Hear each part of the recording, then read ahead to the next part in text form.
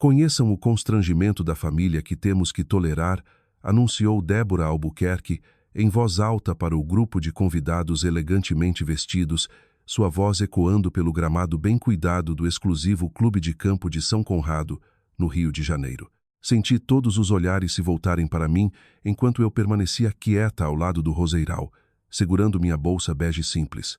As risadas que se seguiram pareciam agulhas minúsculas perfurando minha pele, mas mantive a compostura, como sempre fizera.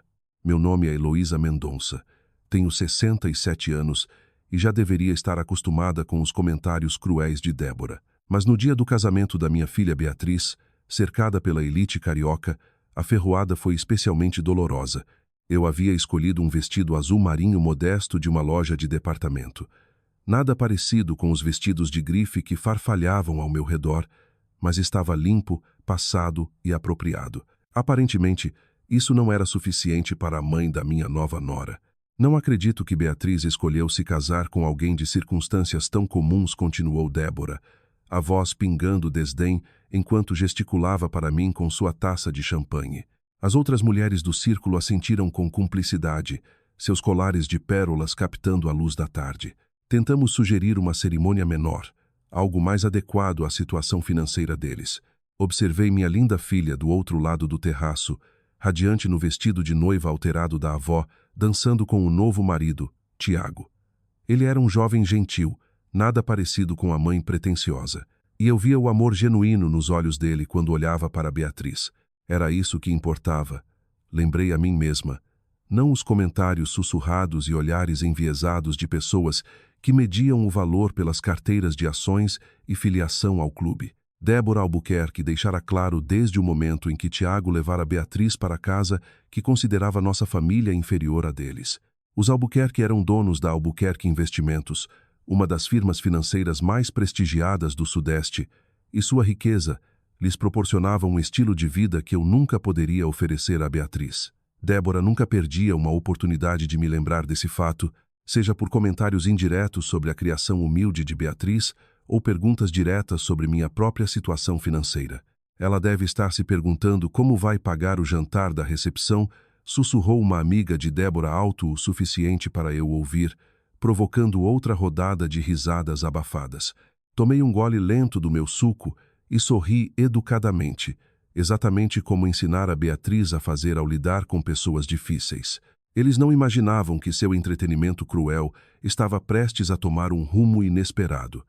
Embora eu certamente não tivesse planejado assim, eu criara Beatriz sozinha depois que o pai dela falecera quando ela tinha apenas 8 anos. Aqueles primeiros anos foram difíceis, trabalhando em turnos duplos como enfermeira no Hospital Universitário do Rio, para manter nosso pequeno apartamento e colocar comida na mesa. Beatriz nunca reclamou das roupas de segunda mão nem das noites em que eu chegava tarde. Nunca pediu os brinquedos caros que os colegas tinham. Era grata, trabalhadora e gentil. Tudo o que importava muito mais do que o tamanho de uma conta bancária. Mas eu fora cuidadosa com o dinheiro de formas que Débora Albuquerque jamais entenderia. Enquanto ela gastava milhares em bolsas de grife e viagens à Europa, eu economizava cada centavo possível. Investi com sabedoria, vivi com modéstia e construí algo sólido ao longo das décadas. A ironia não me escapava. As mesmas pessoas que zombavam do meu estilo de vida simples não faziam ideia da base financeira que existia por baixo. Débora insistira em realizar a recepção de casamento no clube dela, alegando que era seu presente ao jovem casal. Na realidade, eu sabia que era mais uma oportunidade para exibir sua superioridade social, enquanto me fazia sentir como um caso de caridade indesejado. Ela até sugerira que eu talvez me sentisse mais confortável pulando a recepção, embora Beatriz tivesse recusado firmemente. Dona Heloísa, a senhora está linda, sussurrara Beatriz para mim durante a cerimônia, apertando minha mão. Ela começara a me chamar assim depois do noivado, querendo honrar tanto a nova família quanto suas raízes. Era um dos muitos pequenos gestos que me lembravam por que eu trabalhara tanto para lhe dar uma base sólida para uma boa vida. Tiago tentara me alertar sobre a língua afiada da mãe. Ela quer o bem, dissera ele durante nosso primeiro jantar familiar desconfortável, 6 meses antes. Só é protetora da reputação da família. Eu sorrira e assentira, entendendo que ele estava dividido entre a lealdade à mãe e o amor pela minha filha. Não era culpa dele que Débora visse gentileza como fraqueza e humildade como vergonha. O casamento fora lindo apesar das críticas constantes de Débora durante o planejamento. Ela questionara cada escolha, das flores à música à lista de convidados, sempre com a mensagem subjacente de que nossas preferências eram inadequadas. Quando Beatriz escolhera usar os brincos de pérola da minha mãe, em vez do conjunto de diamantes que Débora oferecera, ela suspirara dramaticamente e murmurara algo sobre sentimental versus sensato. Agora, observando a mulher que em breve compartilharia feriados e reuniões familiares conosco, eu me perguntava se ela algum dia conseguiria ver além dos próprios preconceitos. Os convidados ao redor dela penduravam-se em cada comentário cortante, claramente entretidos com o espetáculo às minhas custas. Mas eu aprendera havia muito que dignidade vem de dentro, não da aprovação de pessoas que medem valor por bens materiais. A humilhação atingiu o pico quando Débora decidiu tornar sua crueldade ainda mais pública. Ela bateu a taça de champanhe com o anel de casamento, pedindo atenção de toda a recepção. Senhoras e senhores, anunciou, com a autoridade de quem estava acostumada a comandar salas cheias de investidores ricos, gostaria de aproveitar o momento para dar as boas-vindas à nossa nova membro da família. Todas as conversas pararam. Beatriz e Tiago pararam no meio da dança, olhando para Débora com expressões que misturavam esperança e preocupação. Senti o peito apertar, sabendo que qualquer discurso dela dificilmente seria gentil. Mas endireitei os ombros e me preparei para o que viria. Heloísa Mendonça se juntou à nossa família hoje, continuou Débora, gesticulando para mim com floreio teatral. E embora venhamos de circunstâncias muito diferentes, acreditamos em abraçar todos os níveis da sociedade. A pausa antes de circunstâncias foi deliberada, calculada para chamar atenção máxima para nossa suposta diferença de classe social. Algumas risadas desconfortáveis percorreram a multidão. Alguns convidados pareciam genuinamente envergonhados pela crueldade óbvia de Débora, mas outros pareciam entretidos com o drama. Vi o rosto de Beatriz corar de raiva e vergonha, sua alegria do dia sendo envenenada pela performance pública da nova sogra. Claro, entendemos que nem todos podem pagar pelas coisas finas da vida, prosseguiu Débora, aquecendo-se ao tema. Heloísa trabalha como enfermeira. Um trabalho tão nobre e humilde, e admiramos sua dedicação em servir aos outros apesar dos recursos limitados. É preciso caráter de verdade para manter a dignidade quando se luta financeiramente. As palavras acertaram como golpes físicos. Ela me pintava como um caso de caridade diante das famílias mais proeminentes do Rio, transformando o dia do casamento da minha filha na minha suposta inadequação, em vez da felicidade de Beatriz. Vi Tiago passar o braço ao redor de Beatriz, sussurrando algo em seu ouvido que eu esperava ser consolo e não pedido de desculpas. Tentamos ajudar onde pudemos, continuou Débora, com tom de benevolência ensaiada. Afinal, família cuida de família, mesmo quando as circunstâncias são desafiadoras. Acreditamos em erguer aqueles menos afortunados.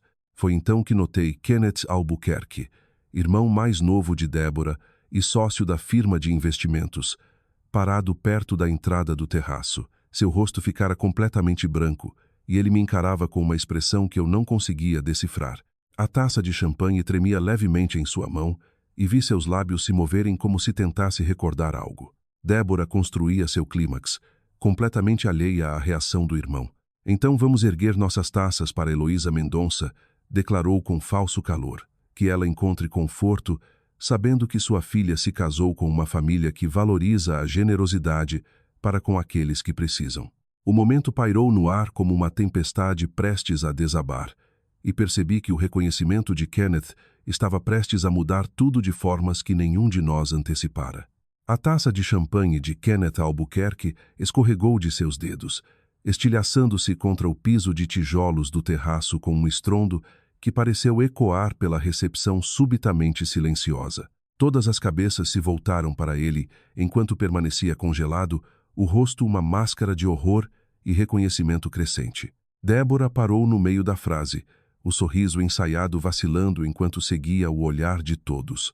Kenneth, o que diabos? Começou ela, mas o irmão ergueu a mão trêmula para silenciá-la. Esperem, disse pouco acima de um sussurro, mas de alguma forma ecoando por toda a recepção. Esperem só um minuto. Ele deu vários passos instáveis na minha direção, os olhos nunca deixando meu rosto. Não é possível, Meu Deus, a senhora não é a investidora anônima que é dona de todo o nosso negócio? O silêncio que se seguiu foi absoluto. Até a brisa da tarde pareceu parar, como se a natureza prendesse a respiração pelo que viria a seguir. A boca de Débora se abriu em confusão, a taça de champanhe parada a meio caminho dos lábios, enquanto processava as palavras do irmão. Não entendo do que você está falando, disse Débora rapidamente, a voz mais aguda que o normal. Kenneth, você obviamente está enganado. Esta é Heloísa Mendonça, mãe de Beatriz. Ela é enfermeira no hospital universitário. Mas Kenneth não escutava a irmã. Caminhava agora na minha direção, os passos ganhando confiança à medida que o reconhecimento se solidificava. As reuniões trimestrais, murmurou, mais para si mesmo. Os documentos assinados. Heloísa Mendonça, da Mendonça Holdings. Ele parou diretamente à minha frente, buscando confirmação no meu rosto. A senhora é EM, não é? Nossa sócia silenciosa. Eu temera esse momento por 3 anos, desde que Beatriz trouxera Tiago para jantar pela primeira vez. Quando ela mencionara o sobrenome dele, sentira um arrepio de reconhecimento, mas esperara que a conexão nunca viesse à tona. A Albuquerque Investimentos passava por graves dificuldades quando procurou minha firma de investimentos, desesperada por injeção de capital para evitar a falência. Eles nunca me haviam encontrado pessoalmente. Todas as negociações foram feitas por intermediários e representantes legais. Acho que houve alguma confusão, falei baixinho, embora soubesse pela expressão de Kenneth que negar era inútil. As peças se encaixavam para ele e não haveria como parar a revelação. 140 milhões de reais, disse Kenneth alto o suficiente para toda a recepção ouvir. A senhora forneceu 140 milhões de reais em capital quando enfrentávamos colapso financeiro total. Enviamos relatórios trimestrais para a Mendonça Holdings há 3 anos. Sem nunca saber, ele parou, olhando para a irmã com uma expressão que misturava choque e pavor crescente. O rosto de Débora passou de confusão a compreensão pálida. Isso é impossível, disse ela, mas a voz não tinha convicção. Kenneth, você está cometendo um erro terrível. Ela não pode ser. O contrato de investimento específica que EM mantém participação controladora, continuou Kenneth, a voz fortalecendo-se à medida que as implicações o atingiam. 48% da Albuquerque Investimentos com poder de veto sobre decisões importantes de negócio. Ele olhou ao redor para os convidados reunidos, muitos dos quais eram clientes da Albuquerque Investimentos. Ela não é apenas uma investidora, é nossa principal acionista. Os sussurros começaram então, uma onda de conversas chocadas se espalhando pela multidão como fogo em mato seco. Vi os membros do clube que riam das piadas cruéis de Débora, agora reavaliando tudo que haviam testemunhado. A mulher que zombaram como enfermeira lutadora era aparentemente o poder financeiro por trás de uma das firmas de investimento mais prestigiadas do Rio. A performance cuidadosamente construída de Débora desmoronava em tempo real. Seu rosto alternava emoções, descrença, humilhação e, finalmente, raiva desesperada. Isso tem que ser algum engano, disse ela, a voz subindo quase à histeria. Kenneth, diga a eles que é impossível. Na verdade, é completamente preciso, falei, finalmente encontrando minha voz. O tempo de me esconder acabara, planejado ou não. Abri minha bolsa bege simples e retirei uma pasta de couro que sempre carregava, contendo os documentos legais que comprovavam minhas participações. A Mendonça Holdings tem sido a principal financiadora da Albuquerque Investimentos desde março de 2022. O rosto de Kenneth estava cinzento enquanto ele confirmava com a cabeça. Estávamos a 3 semanas da falência, admitiu para a multidão atônita. Nossa base de clientes havia encolhido 60%. Tínhamos multas regulatórias pendentes e credores ameaçando executar hipotecas. O investimento da senhora Mendonça salvou nossa firma, os empregos dos funcionários e o sustento inteiro da nossa família. Vi o mundo de Débora se deslocar sob seus pés, à medida que o alcance completo de seu erro ficava claro. Ela passara a última hora humilhando publicamente a mulher que literalmente possuía quase metade do negócio da família. Os convidados ao nosso redor começavam a murmurar entre si e vi pelo menos 3 casais se preparando para sair mais cedo. A performance social de Débora falhara de forma espetacular, revelando seu caráter da maneira mais dura possível. O que podemos fazer para consertar isso? Perguntou Kenneth, desesperadamente. Certamente podemos resolver esse mal-entendido. Isso não é uma negociação de negócios. Kenneth respondi com firmeza. Isso é sobre como sua família escolhe tratar pessoas que acredita terem menos poder que eles. Vocês não podem negociar defeitos de caráter. Débora fez uma última tentativa frenética de retomar o controle. Você tem que entender, Heloísa. Estive sob muito estresse planejando este casamento. Queria que tudo fosse perfeito para Tiago e Beatriz. Às vezes, quando estou ansiosa, digo coisas que não quero dizer. O estresse do planejamento do casamento fez você me chamar de constrangimento na frente de 100 pessoas? Perguntei, erguendo uma sobrancelha. Fez você sugerir que minhas dificuldades financeiras eram algo digno de pena? Balancei a cabeça. Débora, o estresse revelou quem você realmente é. Não criou uma pessoa diferente. Kenneth olhava ao redor freneticamente, reconhecendo que a irmã destruíra não só a própria reputação, mas potencialmente danificara os relacionamentos comerciais deles. Vários clientes estavam presentes e a notícia daquele desastre se espalharia pela comunidade financeira fechada do Rio em poucas horas. Por favor, sussurrou Débora, a maquiagem cuidadosamente aplicada agora manchada de lágrimas. Você tem que entender que nunca quis que isso acontecesse. Eu nunca insultaria intencionalmente alguém importante. Ela parou, percebendo o que acabara de dizer. O silêncio que se seguiu foi ensurdecedor.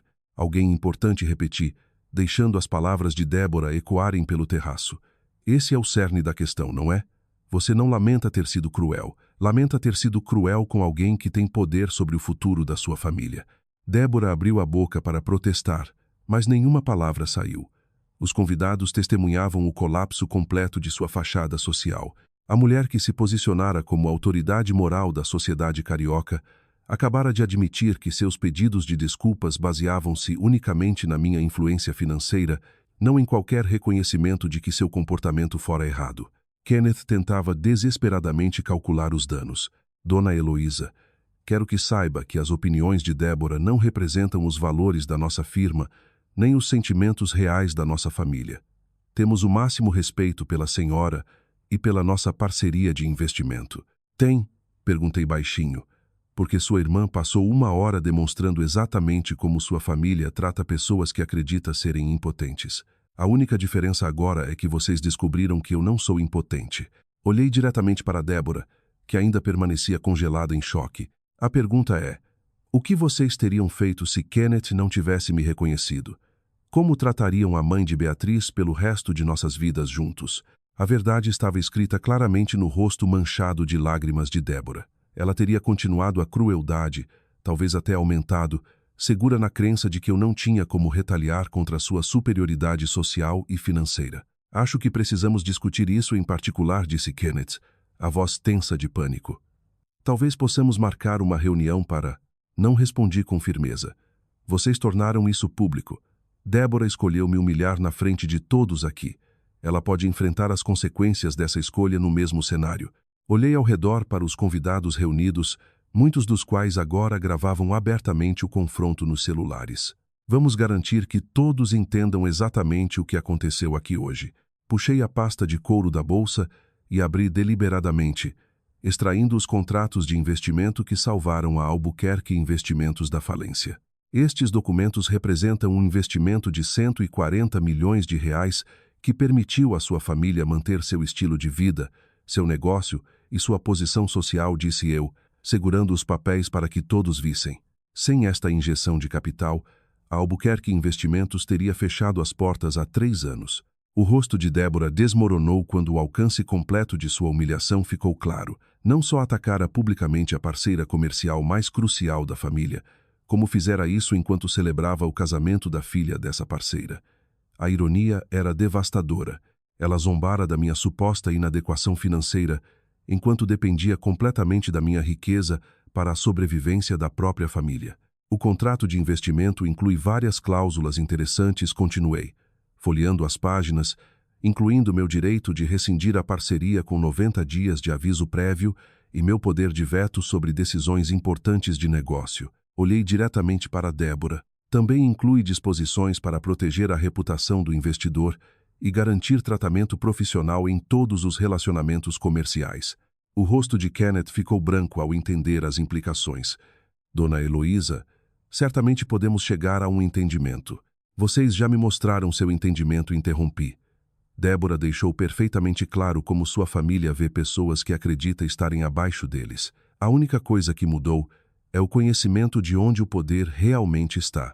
Guardei cuidadosamente os documentos de volta na pasta.